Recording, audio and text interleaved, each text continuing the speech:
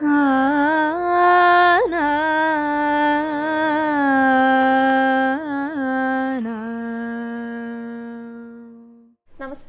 Guruvayur devotees ഓൺലൈനിലേക്ക് ഏവർക്കും സ്വാഗതം. സർവം കൃഷ്ണമയം. കൃഷ്ണായ വാസുദേവായ ദേവകീനന്ദനായ ച നന്ദഗോപകുമാരായ ഗോവിന്ദായ നമോ നമഃ. ഇന്ന് നാരായണീയ ദിനമാണ്. അപ്പോൾ ഇന്നത്തെ ദിവസമാണ് നാരായണീയ മെൽപ്പുത്തൂരി ഭഗവാനെ എഴുതി സമർപ്പിച്ച ആ ഒരു ദിവസം നമ്മൾ പറഞ്ഞിട്ടുണ്ടായിരുന്നു. അപ്പോൾ ഇന്നത്തെ ദിവസം നാരായണീയം പാരായണം ചെയ്യാൻ ഇപ്പോൾ ആദ്യമായിട്ടൊക്കെ വായിച്ചു തുടങ്ങുന്നവർക്ക് നല്ലൊരു ദിവസമാണ് കേട്ടോ. നമ്മളെ കൊണ്ട് എത്രയാണോ വായിക്കാനായിട്ട് സാധിക്കുക. ഇപ്പോൾ ഒരു ദിവസമാണെങ്കിൽ ഓരോ ദിവസം ഓരോ ദശകമായിട്ട് വായിക്കാം, ഇപ്പോൾ 10 ദശകങ്ങളായിട്ട് വായിക്കാം. അതൊക്കെ നമ്മുടെ ഇഷ്ടമാണ് കേട്ടോ. അപ്പോൾ വായിച്ചു തുടങ്ങാനായിട്ട് ഏറ്റവും നല്ല ഒരു സുദിനാണ്. നമ്മൾ ഇന്ന് പറയാൻ പോകുന്നത് ഒരു കുഞ്ഞു കഥയാണ് കേട്ടോ. ഒരു കുഞ്ഞുണ്ണിയുടെ, ഒരു മിടുക്കനായിട്ടുള്ള കുറുമ്പനായിട്ടുള്ള ഉണ്ണിയുടെ കഥയാണ് നമ്മൾ ഇന്ന് പറയാനായിട്ട് പോകുന്നത്. ഇന്നലെ നമ്മൾ നാരായണീയം എഴുതി സമർപ്പിച്ചതിനെ കുറിച്ചൊക്കെ പറഞ്ഞിട്ടുണ്ടായിരുന്നു. മേൽപ്പത്തൂരിനെ വാതരോഗം വന്നിട്ട് അത് മാറാൻ വേണ്ടിയിട്ടാണ് എഴുതി സമർപ്പിച്ചതെന്നൊക്കെ എല്ലാവർക്കും അറിയാം. അതിനിടയാക്കിയ ഒരു സന്ദർഭമുണ്ട്, അതാണ് നമ്മളിന്ന് പറയുന്നത് കേട്ടോ. ഞാൻ മുമ്പ് പറഞ്ഞിട്ടുള്ള ഒരു കഥ തന്നെയാണ്. പക്ഷെ ഭഗവാന്റെ കഥകൾ അത് നമ്മൾ എത്ര തവണ മുൻപ് കേട്ടിട്ടുള്ളതാണെങ്കിലും പിന്നെയും കേൾക്കുമ്പോൾ നമുക്കത് പുതിയതായിട്ടാണ് തോന്നുക. അതിപ്പോൾ ഇവിടെ വെച്ച് നടക്കുന്നതായിട്ടാണ് തോന്നുക. എപ്പോഴും ഭഗവാനെ കുറിച്ച് എന്ത് പറയുകയാണെങ്കിലും അത് കേൾക്കാനായിട്ട് ഭഗവാൻ ഉണ്ടായിരിക്കും, മഹാലക്ഷ്മി ഉണ്ടായിരിക്കും, എല്ലാവരും കേൾക്കാനായിട്ടും വന്നിരിക്കും. അങ്ങനെ ഒരു പ്രത്യേകത കൂടെ ഉണ്ട് കേട്ടോ. അപ്പം അതുകൊണ്ട് തന്നെ ഉണ്ണിക്കണ്ണൻ്റെ ചെറിയ, നമ്മുടെ ഭഗവാനെ എന്താഗ്രഹിച്ചു കഴിഞ്ഞാലും എങ്ങനെയെങ്കിലുമൊക്കെ അത് നടത്തിയെടുക്കും. അങ്ങനെയുള്ള ഒരു കുസൃതിക്കാരനാണ്, ഒരു കുറുമ്പനാണ് നമ്മുടെ ഉണ്ണിക്കണ്ണൻ. ആ ഒരു കഥ തന്നെയാണ് കേട്ടോ ഇന്നും പറയാനായിട്ട് പോകുന്നത്. പിന്നെ അലങ്കാരം പറയുന്നുണ്ട്. ഇന്നലെ നമ്മുടെ ഭഗവാൻ ഊഞ്ഞാലാടുന്ന ഒരു കുഞ്ഞുണ്ണികൃഷ്ണനായിട്ടായിരുന്നു ഇന്നലെ ശ്രീലകത്ത് ചാർത്തിയിട്ടുണ്ടായിരുന്നത്. അപ്പം എല്ലാവരും ഭഗവാന്റെ ആ ഒരു രൂപം നന്നായി മനസ്സിൽ കണ്ടിട്ട് തൊഴുതു പ്രാർത്ഥിച്ചോളൂ കേട്ടോ. ഗുരുവായൂരപ്പ ശരണം എന്നൊന്ന് കമൻറ്റ് ബോക്സിൽ രേഖപ്പെടുത്തിക്കോളൂ. നന്നായി ഒന്ന് ഗുരുവായൂരപ്പനെ നമസ്കരിച്ചോളൂ.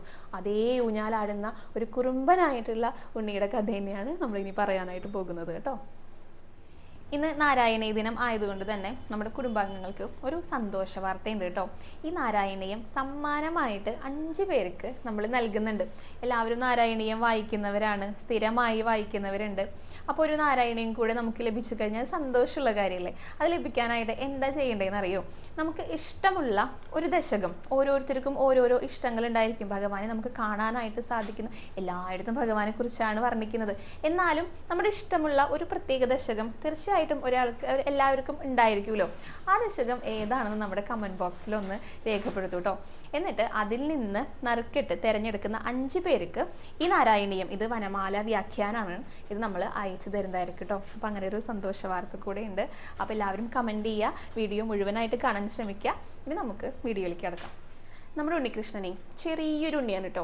ഒരു 2-3 വയസ്സൊക്കെയാണ് പ്രായം ഉണ്ടായിരിക്കുക. അപ്പോൾ ഒരു കുഞ്ഞു പാവുമുണ്ടൊക്കെ ചുറ്റിയിട്ട് ശ്രീലകത്ത് തന്നെ കയറിയിരിക്കാന്ന് ആരും വിചാരിക്കരുത്. അവിടെയൊക്കെ ഇങ്ങനെ ഇറങ്ങി ഓടി ചാടിയൊക്കെ നടക്കും കേട്ടോ നമ്മുടെ ഭഗവാൻ. അങ്ങനെ നടക്കുന്ന സമയത്ത് അന്നൊരു ധനുമാസം 1-ാം തീയതി ആയിരുന്നു. അപ്പം അന്നത്തെ ദിവസത്തിനൊരു പ്രത്യേകതയുണ്ട്. ഭഗവതി അമ്മയ്ക്ക് കളം പാട്ട് തുടങ്ങുന്ന ഒരു ദിവസമാണ്. കുറുപ്പ് വന്നിട്ട് കളമൊക്കെ വരച്ചിട്ട് പാട്ടൊക്കെ പാടും. അത് തുടങ്ങുന്ന ഒരു ദിവസമാണ് കേട്ടോ. അങ്ങനെ ഭഗവാൻ ഇങ്ങനെ നടന്നു പോകുകയാണ് കേട്ടോ. കുറുമ്പനായിട്ട് ഇനി എന്ത് കുറുമ്പൊക്കെ കാണിക്കാന്ന് എല്ലാതും ഇങ്ങനെ വീക്ഷിച്ച് നടന്നു പോകുന്ന സമയത്താണ് ഭഗവതി അമ്മയുടെ അവിടെ കുറച്ച് കുട്ടികളൊക്കെ അവിടെ ഇരിക്കുന്നുണ്ട്. അവിടെ വെളിച്ചൊക്കെ കണ്ടു. അങ്ങനെയാണ് കയറി ചെന്നപ്പോൾ അവിടെ കുറുപ്പിരുന്നിട്ട് കളം വരയ്ക്കാണ് കേട്ടോ. ഭഗവതിയുടെ ദംഷ്ട്രയുള്ള ഭഗവതിയാണ് വരയ്ക്കണതേ. അപ്പോൾ കുട്ടികളാണെങ്കിലും അവിടെ കളിക്കാനായിട്ട് കാണാനായിട്ട് ഇരിക്കുന്നുണ്ട്, അങ്ങോട്ടും ഇങ്ങോട്ടൊക്കെ ചാടി നടക്കുന്നുണ്ട്. അപ്പോൾ ഭഗവാൻ ഒന്ന് നോക്കി, ഭദ്രകാളിയുടെ രൂപ, പേടിയാവുന്നുണ്ടോ അതെനിക്ക്, അങ്ങനെ ഒരു ചിന്തയൊക്കെ നമ്മുടെ ഭഗവാനുണ്ട് കേട്ടോ. പേടിയില്ല, ചെറിയ ഉണ്ണിയല്ലേ, ചെറിയ ഉണ്ണികളുടെ മനസ്സിലുള്ള വിചാരങ്ങളൊക്കെയാണ് നമ്മുടെ ഭഗവാനുള്ളത്. അങ്ങനെ കുറച്ച് നേരം അവിടെ ഇരുന്നു ഇതൊക്കെ കാണാനായിട്ട്. അപ്പോഴാണ് ഒരു ഭക്തൻ അങ്ങോട്ട് കയറി വന്നു കേട്ടോ. എന്നിട്ട് ഭഗവതി അമ്മയെ നന്നായി അങ്ങോട്ട് തൊഴുതു. എന്നിട്ട് അങ്ങോട്ട് നമസ്കരിച്ചിട്ട് ഒരു ശ്ലോകം അങ്ങോട്ട് ചൊല്ലി. ശങ്കരാചാര്യരുടെ സൗന്ദര്യലഹരിയിലുള്ള ഒരു ശ്ലോകമാണ് ചൊല്ലുന്നത് കേട്ടോ അദ്ദേഹം.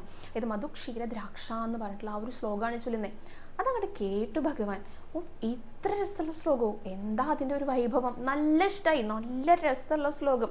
അതിലിങ്ങനെയാണ് പറയണത്, അതായത് മധു ക്ഷീരം ദ്രാക്ഷം, ഭഗവതിയും മേലെ നമ്മൾ ഒന്നങ്ങോട്ട് നമസ്കരിച്ചു കഴിഞ്ഞാൽ നമ്മുടെ വാക്കുകൾക്ക് മധു ക്ഷീരം ദ്രാക്ഷം, അതായത് ഇപ്പം പശുവിൻ്റെ പാല് കറന്നിട്ട് അത് കൊണ്ടുവന്നിട്ട് അടുപ്പത്ത് വെച്ചിട്ട് തിളപ്പിക്കുക.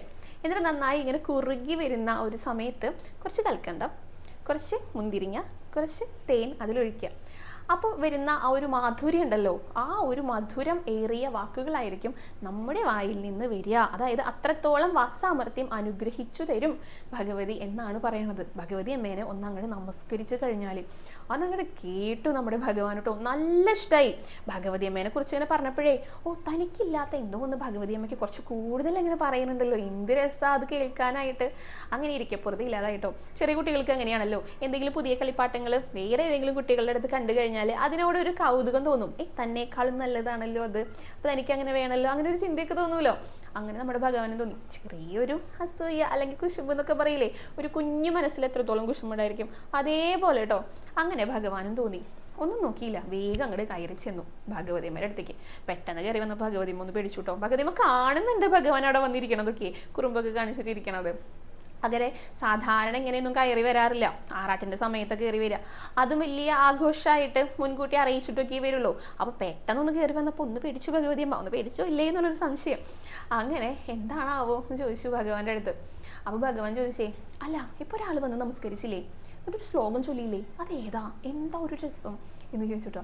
അതെ, ശങ്കരാചാര്യൻ എന്ന് പറഞ്ഞിട്ട് സൗന്ദര്യ ലഹരിയിൽ അദ്ദേഹം കുറച്ച് ശ്ലോകങ്ങളൊക്കെ എഴുതിയിട്ടുണ്ട് എന്നെ കുറിച്ചിട്ട്, അതിലെ ശ്ലോകമാണ് ചൊല്ലിയത് എന്ന് ഭഗവതിയമ്മ പറഞ്ഞു കേട്ടോ.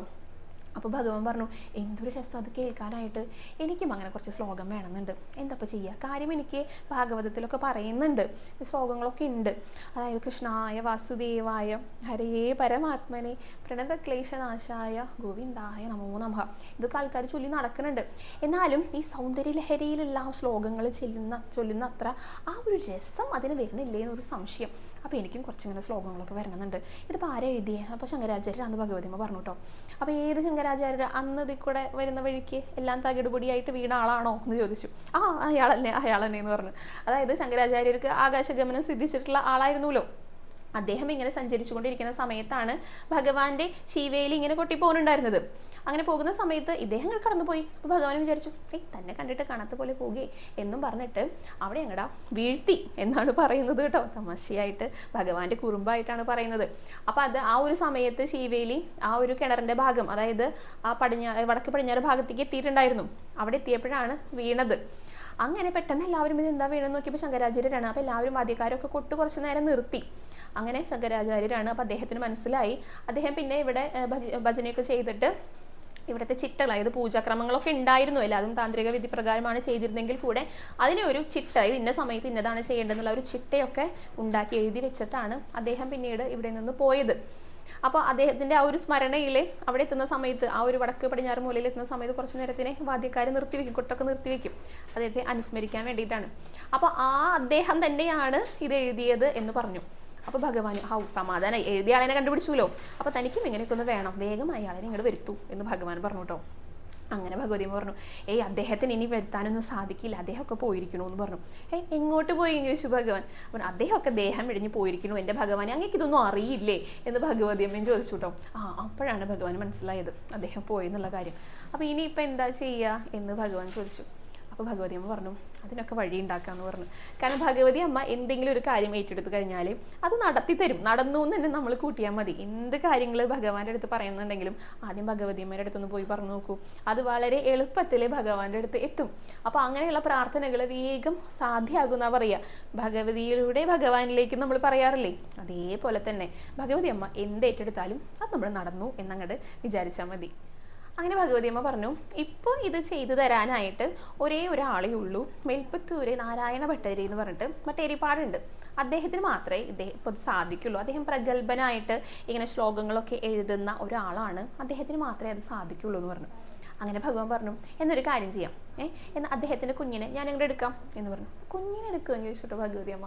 അപ്പോൾ ഭഗവാൻ പറഞ്ഞു, അല്ല പൂന്താനത്തിൻ്റെ കുഞ്ഞിനെ ഞാനിങ്ങനെ തിരികെ എടുത്തപ്പോഴാണല്ലോ പൂന്താനം ഇങ്ങോട്ട് വന്നത്, എന്നിട്ട് എന്തൊക്കെയാണ് എനിക്ക് എഴുതി തന്നത്, അതേപോലെ ചെയ്യാമെന്ന് പറഞ്ഞു കേട്ടോ. ചെറിയ ഉണ്ണിയായിട്ടുള്ള ഭഗവാന്റെ ചിന്തകളാണ് കേട്ടോ ഈ പറയണത്. നമ്മൾ എന്ത് ചെയ്താലും നമുക്കത് കിട്ടുക, അതിന് ചെറിയ കുട്ടികൾ ചിന്തിക്കുമല്ലോ, അതേപോലെ തന്നെ. അപ്പോൾ ഭഗവതി അമ്മ പറഞ്ഞു, അയ്യോ എൻ്റെ ഭഗവാനെ, അദ്ദേഹത്തിന് ഉണ്ണിയൊന്നും ആയിട്ടില്ല എന്ന് പറഞ്ഞു. അപ്പോൾ പിന്നെ എന്താ ചെയ്യാന്ന് ചോദിച്ചു. അദ്ദേഹം അങ്ങനെ പെട്ടെന്ന് പറഞ്ഞാൽ കേൾക്കുന്ന ആളൊന്നും അല്ല, എന്നാലും കുറച്ചെങ്കിലും ഒരു കമ്മിറ്റ്മെന്റ്സ് ഉള്ളത് അദ്ദേഹത്തിന്റെ ഗുരുനാഥന്റെ അടുത്താണ്. അച്യുത പിഷാരടിയാണ് അദ്ദേഹത്തിന്റെ ഗുരുനാഥൻ. അദ്ദേഹം പറഞ്ഞാലേ കേൾക്കുള്ളൂ എന്ന് പറഞ്ഞു. എന്നാൽ പിന്നെ അങ്ങനെ ചെയ്യാം, ഇതിപ്പോൾ എന്താ ചെയ്യണ്ടേ എന്ന് ഭഗവതി അമ്മയുടെ അടുത്ത് ചോദിച്ചു കേട്ടോ. അപ്പോൾ ഭഗവതി അമ്മ പറഞ്ഞു, അതിപ്പോൾ എന്താ സംശയം, ഭഗവാന്റെ അടുത്ത് തന്നെ ഉണ്ടല്ലോ അതിനുള്ള സൂത്രങ്ങൾ എന്ന് പറഞ്ഞു. അപ്പോൾ ഭഗവാൻ ഒന്നും അറിയാത്ത പോലെ കേട്ടോ. അപ്പോൾ എന്താന്ന് ചോദിച്ചു. അല്ല, വാദാണല്ലോ നമ്മുടെ ഭഗവാന്റെ ഏറ്റവും പ്രധാനപ്പെട്ട ഒരു ആയുധം. രണ്ടെണ്ണം ഉണ്ട് കേട്ടോ, ഒന്ന് പുഞ്ചിരിയാണ്, ഒന്ന് വാദമാണ്. അപ്പോൾ അതുണ്ടല്ലോ, അതങ്ങോട്ട് കൊടുത്തോളൂ എന്ന് പറഞ്ഞു. കൊടുക്കന്നെ എന്ന് പറഞ്ഞു ഭഗവതി അമ്മ കേട്ടോ. അങ്ങനെ കാര്യങ്ങളൊക്കെ തീരുമാനമായി. അങ്ങനെയാണ് അച്യുത പിഷാരടിക്ക് വാദരോഗം വരുന്നത്. വാതരോഗം വന്നിട്ട് പലതരത്തിൽ ചികിത്സിക്കുകയൊക്കെ ചെയ്തു, അതൊന്നും മാറുമൊന്നും ചെയ്തില്ല കേട്ടോ. അങ്ങനെയാണ് ഈ വാതരോഗം മേൽപ്പത്തൂർ ഏറ്റെടുക്കുക. അതായത് ഈ കർമ്മവിഭാഗ പ്രായശ്ചിത്തത്തോട് കൂടിയിട്ടാണ് ഏറ്റെടുക്കുക. ഇങ്ങനെ ജ്യോത്സ്യന്മാരുടെ അടുത്ത് പോയി നോക്കിച്ചു കഴിഞ്ഞാൽ അവരത് മുജന്മ പാപാണെന്ന് പറയും. അപ്പോൾ അതിങ്ങനെ ആവാഹിച്ചിട്ട്, അതായത് പ്രതിമയിലൊക്കെ ആവാഹിച്ചിട്ട് അത് ഏറ്റെടുത്ത് കഴിഞ്ഞാൽ ആ ആളുടെ നിന്ന് ആ രോഗം മാറിയിട്ട് അടുത്ത ആൾക്ക് വരും. അപ്പോൾ ഈ പ്രായമായിട്ടുള്ള ബ്രാഹ്മണരെ ഈ ഗായത്രിയൊക്കെ ചൊല്ലിയിട്ട് സിദ്ധി ലഭിച്ചവര് അവരൊക്കെയാണ് അത് ഏറ്റെടുക്കുക. അങ്ങനെ ഏറ്റെടുത്താൽ കൂടെ അവരെന്നെ അത് ബാധിക്കില്ല, അത്രയും സിദ്ധിയുള്ളവരായിരിക്കും അവര്. അതേപോലെയാണ് മേൽപ്പത്തൂരിനെ ഈ വാതരോഗം ലഭിക്കുന്നത്. അതായത് അച്യുത പിഷാരടി അദ്ദേഹത്തിന്റെ ഗുരുനാഥന്റെ കയ്യിൽ നിന്ന് ഈ വാതരോഗം മേൽപ്പത്തൂരിനെ കൈമാറി. അദ്ദേഹം അത് ഏറ്റെടുത്തു. അപ്പോൾ ഏറ്റെടുത്ത ഉടനെ ആ അസുഖം വന്നു എന്നൊന്നല്ലാട്ടോ. അദ്ദേഹം പിന്നെ അവിടെ നിന്ന് പോയി കുറച്ച് സമയമൊക്കെ കഴിഞ്ഞപ്പോഴാണ് ഈ അസുഖത്തിന്റെ ലക്ഷണങ്ങളൊക്കെ കണ്ടു തുടങ്ങിയത്. കുറേശ്ശെയായിട്ട് രോഗം ഇങ്ങനെ മൂർച്ഛിക്കാനായിട്ട് തുടങ്ങി. അങ്ങനെ അദ്ദേഹവും ചികിത്സയൊക്കെ നടത്തിയിട്ടോ, പക്ഷെ അതൊന്നും മാറി. ഇതൊക്കെ ചെയ്ത് വെച്ചിരിക്കും നമ്മുടെ ഗുരുവായൂരപ്പനല്ലേ. അപ്പോൾ പിന്നെ എങ്ങനെയാ ഇതൊക്കെ മാറുക? ഗുരുവായൂരപ്പൻ എന്താണോ വേണ്ടത് അവിടേക്ക് എത്തുന്നത് വരെ ഗുരുവായൂരപ്പൻ ഇങ്ങനെ പരീക്ഷിച്ചുകൊണ്ടിരിക്കും. അങ്ങനെ ഇദ്ദേഹം ഇതേപോലെ അസുഖങ്ങൾ ഇങ്ങനെ കൂടിക്കൂടിയിട്ട് ശരീരത്തിന്റെ ബുദ്ധിമുട്ടുകളൊക്കെ ആയി തുടങ്ങി. അപ്പോൾ ഇതിനെന്താണ് ഇനി പ്രതിവിധി? അത് മരുന്നുകളൊക്കെ ചെയ്ത് നോക്കിയിട്ട് മാറണില്ലല്ലോ. അപ്പോൾ ഇനി എന്താണ് പ്രതിവിധി എന്നിങ്ങനെ അന്വേഷിച്ചിട്ട് തുഞ്ചത്ത് എഴുത്തച്ഛൻ്റെ അടുത്തേക്ക് ഒരു ദൂതനെ വിട്ടു, ഒരാളെ വിട്ടു, ഇതിപ്പോൾ പ്രതിവിധി എന്താണെന്ന് ചോദിക്കാനായിട്ട്. അങ്ങനെ എഴുത്തച്ഛൻ പറഞ്ഞു, ഈ ദൂതൻ്റെ അടുത്ത് പറഞ്ഞു, മേൽപ്പത്തൂരിൻ്റെ അടുത്തേ നന്നായി മീൻ തൊട്ട് കൂട്ടിക്കോളൂ എന്ന് പറഞ്ഞോളൂ എന്ന് പറഞ്ഞു. അയ്യോ, മീൻ തൊട്ട് കൂട്ടാനും ഞാനൊന്നും പറയില്ല എന്ന് പറഞ്ഞു കേട്ടോ ദൂതൻ. പോയി പറയൂ, ഒന്നും സംഭവിക്കില്ല എന്ന് എഴുത്തച്ഛനും പറഞ്ഞു. അങ്ങനെ ഈ ദൂതൻ വന്നിട്ട് മേൽപ്പത്തൂരിൻ്റെ അടുത്ത് പറഞ്ഞു, അതേ എഴുത്തച്ഛൻ ഇങ്ങനെയാണ് പറഞ്ഞ് അറിയിച്ചിരിക്കണത്, നന്നായിട്ട് മീൻ തൊട്ട് കൂട്ടിക്കോളാനേ. മേൽപ്പത്തൂരിന് മനസ്സിലായി എന്താണ് എഴുത്തച്ഛന് ഉദ്ദേശിച്ചതെന്ന്. അതായത് മീൻ തൊട്ട് മത്സ്യാവതാരം തൊട്ടിട്ട് അങ്ങോട്ട് തൊഴുതോളൂ, ഭഗവാനെ അങ്ങോട്ട് പ്രാർത്ഥിച്ചോളൂ, സേവിച്ചോളൂ, ഭജിച്ചോളൂ എന്നൊക്കെയാണ് എഴുത്തച്ഛൻ ഉദ്ദേശിച്ചത്. അത് മേൽപ്പത്തൂരിനും മനസ്സിലായി. അങ്ങനെയാണ് ഗുരുവായൂരിലേക്ക് വരാനായിട്ട് അദ്ദേഹം തീരുമാനിക്കുന്നത്. ഇപ്പോൾ മേൽപ്പത്തൂർ ഓഡിറ്റോറിയം നിൽക്കുന്ന സ്ഥാനത്താണ് അദ്ദേഹം താമസിച്ചിരുന്ന പഴയത്ത് മാളിക ഉണ്ടായിരുന്നത്. അപ്പോൾ ഇദ്ദേഹം ആണെങ്കിൽ വളരെ പ്രഗത്ഭനായിട്ടുള്ള ഒരു വ്യക്തിയാണ്. നിറയെ ശ്ലോകങ്ങൾ, അതായത് ഉദ്ദേശിച്ച പോലെ തന്നെ വളരെ പെട്ടെന്ന് തന്നെ അദ്ദേഹത്തിന് തയ്യാറാക്കാനായിട്ട് സാധിച്ചിരുന്നു. അപ്പോൾ ഇദ്ദേഹം സ്തുതിച്ചിരുന്നതൊക്കെ ശ്ലോകങ്ങൾ വെച്ചിട്ടാണ്, ഭഗവാനെ അല്ലാട്ടോ, രാജാക്കന്മാരെയൊക്കെയാണ്. അതായത് രാജസദസ്സുകളിലൊക്കെ അവിടെയുള്ള പണ്ഡിതന്മാരെയൊക്കെ ഈ ശ്ലോകങ്ങൾ ചൊല്ലിക്കൊണ്ട് അത് തോൽപ്പിക്കുക. അങ്ങനെയൊക്കെ ഇങ്ങനെ വലിയ ആളായിട്ട് നടക്കുന്ന ഒരു, വളരെ ചെറുപ്പമായിരുന്നു അന്നൊക്കെ, അങ്ങനെ നടക്കുന്ന ഒരു രീതിയായിരുന്നു. അപ്പോഴാണ് അച്യുത പിഷാരടീനൊക്കെ കാണുന്നതും ഗുരുനാഥനാകുന്നതും. അദ്ദേഹത്തിന്റെ തന്നെ മരുമകളെയൊക്കെ ഇഷ്ടമായിരുന്നു എന്നൊക്കെ പറയുന്നുണ്ട്. അതൊക്കെ അവിടെ നിൽക്കട്ടെ. അങ്ങനെ അദ്ദേഹം അപ്പോഴും ചോദിക്കുന്നുണ്ട്, അച്യുത പിഷാരടിയൊക്കെ ചോദിക്കുന്നുണ്ട്, ഗുരുവായൂർക്ക് പോയിക്കൂടെ, ഭഗവാനെ ഭജിച്ചൂടെ എന്നൊക്കെ അങ്ങനെ ചോദിക്കുന്നുണ്ട്. പക്ഷെ അന്നൊന്നും അദ്ദേഹത്തിന് അങ്ങനെയുള്ള ചിന്തകൾ ഉണ്ടായിട്ടില്ല. പിന്നീട് ഈ വാതരോഗമായിട്ടാണ് ഗുരുവായൂർക്ക് വരുന്നത്. അപ്പോൾ ഇദ്ദേഹത്തിന്റെ കൂടെ ജ്യേഷ്ഠനും അനിയനും ആണെന്ന് പറയുന്നുണ്ട്, അദ്ദേഹത്തിന്റെ സഹോദരനും കൂടെ ഉണ്ടായിരുന്നു. കാരണം ഇദ്ദേഹത്തിന് വയ്യാലോ, നടക്കാനൊക്കെ ആയിട്ട് ബുദ്ധിമുട്ടല്ല, ആ ഒരു സമയത്താണല്ലോ വരുന്നത്. അങ്ങനെ ഇവിടെ എത്തിയിട്ട് കുറച്ച് ദിവസമൊക്കെ താമസിക്കുന്നൊക്കെ ഉണ്ട്. ഒരു 10-12 ദിവസമൊക്കെ താമസിച്ചിട്ടുണ്ടെന്നാണ് ഗുരുനാഥന്മാരൊക്കെ പറഞ്ഞ് കേട്ടിട്ടുള്ളത്. എൻ്റെ ഗുരുനാഥ പറഞ്ഞിട്ടുള്ള അറിവാണ്. അങ്ങനെയൊക്കെ താമസിച്ചു. ഇനി എങ്ങനെയാണ്, എന്താണ് ചെയ്യേണ്ടത് ഇവിടെ വന്നിട്ടെന്ന് അദ്ദേഹത്തിന് അറിയുന്നുണ്ടായിരുന്നില്ല. അപ്പോഴാണ് പൂന്താനത്തിനെ കാണുന്നത്. അങ്ങനെ പൂന്താനത്തിനെ കണ്ടപ്പോൾ പൂന്താനമാണ് പറഞ്ഞു കൊടുക്കേണ്ടത് എന്താണ് ഭഗവാന് വേണ്ടി സമർപ്പിക്കേണ്ടത് എന്നുള്ളത്. അതായത് നമ്മുടെ കയ്യിലുള്ള എന്ത് തന്നെയാണെങ്കിലും വളരെ നല്ലത്, ഏറ്റവും മികച്ചതാണ് ഭഗവാന് നമ്മൾ സമർപ്പിക്കേണ്ടതായിട്ടുള്ളത്. അത് നമ്മുടെ സ്വന്തമായിരിക്കണം, നമുക്ക് ഇഷ്ടമുള്ളതായിരിക്കണം, ഏറ്റവും നല്ലതായിരിക്കണം. അങ്ങനെയാണ് ഇപ്പോഴും ഗുരുവായൂർ അങ്ങനെ തന്നെയാണല്ലോ. എന്തെങ്കിലും കായികനികൾ ഇപ്പോൾ വീട്ടിലെ വാഴ കുലച്ചു കഴിഞ്ഞാൽ അല്ലെങ്കിൽ നാളികേരം ഉണ്ടായിക്കഴിഞ്ഞാൽ ആദ്യത്തേത് ഭഗവാന് കൊണ്ടുവന്ന് സമർപ്പിക്കും. പലതരത്തിലുള്ള പച്ചക്കറികളാണെങ്കിലും എല്ലാം ഭഗവാന് സമർപ്പിക്കും. എന്ത് തന്നെയാണെങ്കിലും, ഒരു കുന്നിക്കുരു ആണെങ്കിലും ഒരു വളപ്പൊട്ടാണെങ്കിലും അത് ഭഗവാന് കൊണ്ടുവന്ന് സമർപ്പിക്കും. ഇതൊക്കെ വലിയ ഇഷ്ടമാണ് നമ്മുടെ ഭഗവാന്. അപ്പം എന്താണെങ്കിലും നമ്മൾ ഇഷ്ടത്തോട് കൂടിയിട്ട് നമ്മുടേതായിട്ടുള്ള വസ്തുക്കൾ വേണം ഭഗവാന് സമർപ്പിക്കാനായിട്ട്. അത് നമ്മുടെ സ്വന്തമായിരിക്കണം, ഇഷ്ടം ഉണ്ടായിരിക്കണം. അങ്ങനെയാണ് ഭഗവാനെ സമർപ്പിക്കേണ്ടത്, മറ്റുള്ളവരുടേതൊന്നും നമ്മൾ വാങ്ങിക്കൊണ്ട് വരരുത്. അതായത് വേറൊരാളുടെ വസ്തു എടുത്തിട്ട് അത് നമ്മൾ ഭഗവാന് കൊണ്ടുപോയി സമർപ്പിക്കരുത്. അങ്ങനെയാണ് പറയുക. ഏറ്റവും മികച്ചതും ആയിരിക്കണം എന്ന് പൂന്താനം പറഞ്ഞു കൊടുത്തു. ആർക്ക്? മേൽപ്പത്തൂരിനെ. അങ്ങനെ മേൽപ്പത്തൂർ ആലോചിച്ചു, തൻ്റെ കയ്യിൽ ഇപ്പോൾ എന്താണ് ഭഗവാനെ സമർപ്പിക്കാനായിട്ട് ഉള്ളതെന്ന്. അങ്ങനെ നോക്കിയപ്പോൾ ആകെയുള്ളത് കുറച്ച് വാതരോഗം. അതാണെങ്കിൽ തൻ്റെ അല്ല, അത് അച്യുത പിഷാരുടെയാണ്, ഗുരുനാഥൻ്റെ ആണല്ലോ, അതാണ് താൻ സ്വീകരിച്ചത്. അപ്പോൾ അത് തൻ്റെ അല്ല. ഇനിയിപ്പോൾ തനിക്കത് ഇഷ്ടമാണോ എന്ന് ചോദിച്ചാൽ തനിക്കത് ഇഷ്ടമല്ല. അപ്പോൾ ഇത് കൊടുക്കാൻ പറ്റില്ല, വാതരോഗം കൊടുക്കാൻ പറ്റില്ല. പിന്നെ എന്താണ് കൊടുക്കാനുള്ളതെന്നിങ്ങനെ അദ്ദേഹം ആലോചിച്ചു. അപ്പോഴാണ് മനസ്സിലായത് കുറച്ച് കഴിവുകളുണ്ട് തനിക്ക്, കുറച്ച് പാണ്ഡിത്യം, കവിത്വം, അതായത് കവിതകൾ ഇതൊക്കെ എഴുതാനുള്ള ഒരു കഴിവ്. അങ്ങനെയാണ് എഴുതി സമർപ്പിക്കാനായിട്ട്, കുറച്ച് ശ്ലോകങ്ങൾ ഭഗവാന് എഴുതി സമർപ്പിക്കാനായിട്ട് അദ്ദേഹം തയ്യാറാകുന്നത്. അത് പറഞ്ഞു കൊടുത്തത് നമ്മുടെ പൂന്താനമാണ്. അപ്പോൾ ഇതാണ് ഒരു സന്ദർഭമായിട്ട് പറയുന്നത് കേട്ടോ. അതായത് നാരായണീയം രചിക്കാനായിട്ട് ഭഗവാന് ഭഗവതി അമ്മയുടെ സൗന്ദര്യ ലഹരിയിലെ ശ്ലോകങ്ങൾ കേട്ടപ്പോൾ നല്ല ഇഷ്ടം തോന്നി, നല്ല രസം തോന്നി. എന്തൊരു വൈഭവ ആ ശ്ലോകങ്ങൾക്ക്. അപ്പോൾ അതൊക്കെ കേട്ടപ്പോൾ തനിക്കും ഇങ്ങനെ കുറച്ച് ശ്ലോകങ്ങൾ വേണം എന്ന് ഭഗവാന് തോന്നി. ഭഗവാൻ അതിൻ്റെ കാര്യങ്ങളൊക്കെ ചെയ്തു. ആ ഒരു കുറുമ്പിലൂടെ ഭഗവാനിലേക്ക്, ഭഗവാന്റെ അടുത്തേക്ക് നാരായണ ഭട്ടതിരിപ്പാടിനെ എത്തിച്ചു. അങ്ങനെയാണ് അദ്ദേഹം ഗുരുവായൂരിലേക്ക് എത്തുന്നത്. അപ്പോൾ നാരായണീയത്തിൻ്റെ മാഹാത്മ്യത്തെക്കുറിച്ച് പറയുകയാണെങ്കിൽ ഒരിക്കലും പറഞ്ഞാൽ നമുക്ക് തീരില്ല എന്നാണ് പറയാം. എന്നിരുന്നാലും ആ നമ്രാണാം സന്നിധത്തെ എന്ന് പറഞ്ഞിട്ടുള്ള ആ ശ്ലോകങ്ങളാണ്, അവിടെയാണ് അത് പറയുന്നത്. അതായത് ഭഗവാനെ ഒരിക്കൽ നമസ്കരിച്ചു കഴിഞ്ഞാൽ നമുക്ക് ആഗ്രഹിക്കുന്നതും നമ്മൾ പ്രാർത്ഥിക്കുന്നതും നമ്മൾ ആഗ്രഹിക്കാത്തതും എല്ലാം, അതായത് ആഗ്രഹിക്കാത്തതുമായിട്ടുള്ള അനുഗ്രഹങ്ങൾ പോലും ഭഗവാൻ നമുക്ക് നൽകും എന്നാണ് പറയുന്നത്. അത്രത്തോളം അനുഗ്രഹങ്ങളെ വാരിക്കൂരി തരുന്നവനാണ് ശ്രീ ഗുരുവായൂരപ്പൻ എന്നാണ് ആ ഒരു ശ്ലോകങ്ങളിൽ പറയുന്നത് കേട്ടോ. അങ്ങനെയാണ് അദ്ദേഹം നാരായണീയം രചിക്കാനായിട്ട് എത്തുന്നത്. അങ്ങനെ ഓരോ ദിവസം ഇപ്പം എഴുതി സമർപ്പിച്ച ഒരു ദിവസമാണ് ഈ വൃശ്ചിക മാസം 28-ാം തീയതി. അതായത് ഇന്നത്തെ ഒരു ദിവസം, അന്നൊരു ഏകാദശിയായിരുന്നു. അപ്പം നമ്മൾ പുറകിലേക്ക് ഒരു 100 ദിവസം പുറകിലേക്ക് എണ്ണിക്കഴിഞ്ഞാൽ അന്നായിരിക്കും തുടങ്ങിയിട്ടുണ്ടായിരിക്കുക. ഓരോ ദിവസവും ഓരോ ദശകങ്ങൾ വെച്ചിട്ടാണ് എഴുതിയിരിക്കുന്നതും എന്നും പറഞ്ഞ് കേട്ടിട്ടുണ്ട് കേട്ടോ. അപ്പം അങ്ങനെയാണ് അദ്ദേഹം എഴുതാനായിട്ട് ഇരിക്കുന്നത്. അപ്പം എല്ലാ ദിവസവും അദ്ദേഹം കുളിച്ചിട്ട് വന്ന് ഇരിക്കും. അപ്പോൾ തൊട്ട് മുന്നിലെ നമ്മുടെ ഭഗവാനും ഒരു പാവുമുണ്ടൊക്കെ ചുറ്റിയിട്ട് നല്ലൊരു കുഞ്ഞുണ്ണികൃഷ്ണനായിട്ട് ചെറിയൊരു ഉണ്ണിയായിട്ടാണ് വന്നിരിക്കുകയാണ്. ഒരു കുഞ്ഞു മയിൽപ്പീലിയൊക്കെ ശിരസിൽ ചൂടിയിട്ട് മകരകുണ്ടലങ്ങളൊക്കെ അണിഞ്ഞിട്ട് നെറ്റിയിൽ ഗോപിക്കുറിയൊക്കെ തൊട്ടിട്ട് പിന്നെ കഴുത്തിലെ മുത്തുമാലകളും അതുപോലെ പാലയ്ക്കമാലയും ഒക്കെ അണിഞ്ഞ് പിന്നെ ഈ പുലിനഖമോതിരൊക്കെ കെട്ടിയിട്ട് അങ്ങനെ നല്ല രസത്തിലായിരിക്കും ഇങ്ങനെയൊക്കെ കെട്ടി കാൽത്തളകളൊക്കെ കെട്ടി ഒരു കുഞ്ഞു മിടുക്കനായിട്ടുള്ള ഒരു ഉണ്ണികൃഷ്ണനായിട്ടാണ് മുന്നിൽ വന്നിരിക്കുക. ഈ കഥകളൊക്കെ കേൾക്കാനായിട്ടേ, ഭഗവാന്റെ കഥകൾ കേൾക്കാൻ വലിയ ഇഷ്ടമാണല്ലോ. അപ്പോൾ ഭഗവാനെ കുറിച്ചല്ലേ പറയാനായിട്ടിരിക്കണേ. അങ്ങനെ കാത്ത് കാത്ത് മോഹിച്ച് കിട്ടിയിട്ടുള്ള ഒരു നാരായണീയാണ്. അത്രയും മഹത്വമുള്ള ഒരു ഗ്രന്ഥമാണ്. അത് എഴുതി സമർപ്പിച്ച ദിവസം ഇന്നാണ് കേട്ടോ. മേൽപ്പത്തൂര് നാരായണീയം മാത്രമല്ല രചിച്ചിരുന്നെന്ന് നമ്മൾ പറഞ്ഞല്ലോ. പലതരത്തിലുള്ള പ്രബന്ധങ്ങൾ, ചമ്പു പ്രഭാഷണങ്ങൾ, ഇതെല്ലാം അദ്ദേഹം രചിച്ചിട്ടുണ്ട്.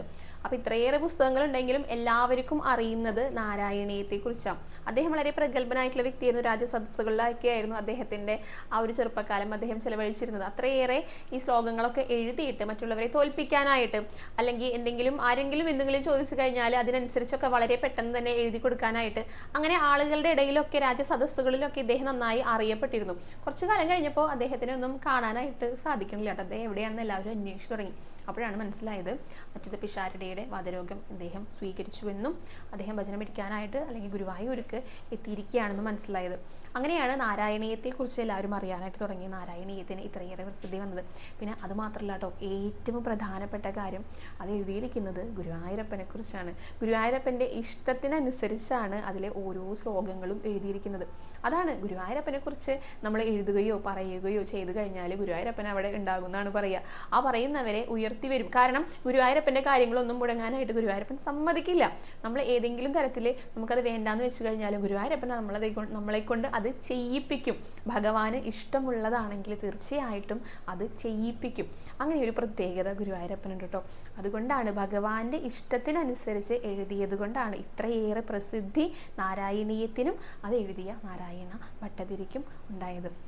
മുൻപ് പറഞ്ഞ പോലെ എല്ലാ അനുഗ്രഹങ്ങളും നമുക്ക് ഗുരുവായൂരപ്പൻ നൽകുമെന്ന് പറഞ്ഞപോലെ നമ്മൾ ആഗ്രഹിച്ചതും നമ്മൾ പ്രാർത്ഥിച്ചതും നമ്മൾ പ്രാർത്ഥിക്കാത്തതുമായിട്ടുള്ള എല്ലാ അനുഗ്രഹങ്ങളും നമുക്ക് നാരായണീയം പാരായണം ചെയ്ത് കഴിഞ്ഞാൽ ലഭിക്കുമെന്ന് പറഞ്ഞു. ഒപ്പം പറയുന്ന ഒരു ഏറ്റവും പ്രധാനപ്പെട്ട ഒന്നാണ് ആയുരാരോഗ്യ സൗഖ്യം. അതിനെക്കുറിച്ച് നമ്മൾ വിശദമായിട്ട് ഇന്നലെ പറഞ്ഞിട്ടുണ്ടായിരുന്നു കേട്ടോ. അപ്പോൾ നാരായണീയം എല്ലാവരും വായിക്കാനായിട്ട് ശ്രമിക്കുക. ഇന്നത്തെ ദിവസം തന്നെ ഇതുവരെ വായിക്കാത്തവർ ആരംഭിക്കാനായിട്ട് ശ്രമിക്കുക. എല്ലാ വിധത്തിലുമുള്ള ആയുരാരോഗ്യ സൗഖ്യവും ശ്രീ ഗുരുവായൂരപ്പൻ എല്ലാ ഭക്തർക്കും പ്രദാനം ചെയ്യട്ടെ എന്ന് പ്രാർത്ഥിക്കുകയാണ് കേട്ടോ. അപ്പോൾ ഇത്രയൊക്കെ കാര്യങ്ങളാണ് നാരായണീയത്തെക്കുറിച്ചും നാരായണീയ ദിനത്തിനെക്കുറിച്ചും വളരെ വളരെ ചുരുക്കി പറയാനായിട്ടുള്ളത് കേട്ടോ. അപ്പോൾ സാധിക്കുന്ന എല്ലാവരും നാരായണീയം വായിക്കുക. ഗുരുവായൂരപ്പൻ്റെ അനുഗ്രഹം എല്ലാവർക്കും ഉണ്ടാകട്ടെ. പിന്നെ നമുക്ക് നാമജപത്തിൻ്റെ വിശേഷങ്ങൾ കൂടെ പറയാനുണ്ട് കേട്ടോ. കഴിഞ്ഞ ദിവസം 4,84,039 നാമങ്ങളാണ് ഭഗവാന്റെ തൃപ്പാദങ്ങളിൽ നമുക്ക് എല്ലാവർക്കും കൂടെ സമർപ്പിക്കാനായിട്ട് സാധിച്ചത്. അപ്പോൾ എല്ലാവരും നന്നായി തന്നെ നാമം ചൊല്ലിക്കോളും. പിന്നെ നാരായണീയം ദശകത്തെക്കുറിച്ച് കമൻറ്റ് ചെയ്യാനായിട്ട് മറക്കണ്ട കേട്ടോ. ഈ ഒരു നാരായണീയാണ് നമ്മൾ 5 പേർക്കായിട്ട് സമ്മാനിക്കാനായിട്ട് പോകുന്നത്.